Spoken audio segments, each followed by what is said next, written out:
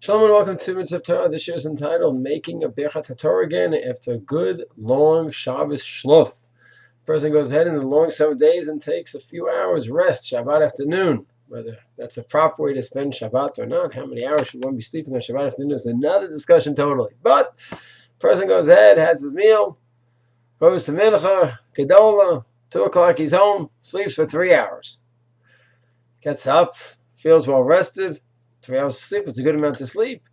Should he go ahead and say Birchat Hatorah? That's a pretty big hefsek. The Birchat Hatorah that one said in the morning at 6:30 or 7 or 8, whenever the person said Birchat Hatorah and then davened, then the 3 hours of a hefsek. And what a hefsek, what a gap that is. 3 hours of sleeping, totally out to lunch. So should you say Birchat Hatorah? Now in a typical mitzvah, person goes ahead and has such a hefsek. Person goes ahead, puts on tefillin in the morning. Then goes ahead, 3 hours has a sleep, puts on tefillin again for mincha. Usually we don't do that, but that's another discussion whether a person should wear tefillin and mincha. But let's say he does. His Rav told him he could wear tefillin and mincha. Okay, Rav never. So let's take a gadol. He has 3 hours. He rests and he puts on mincha tefillin again. 3 hours sleep. That's a hefsek.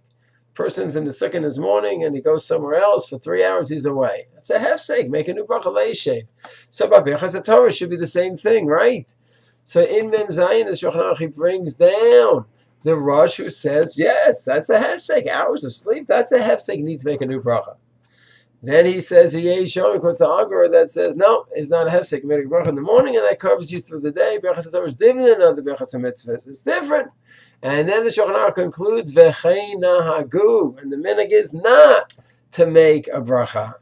So it sounds like that's it.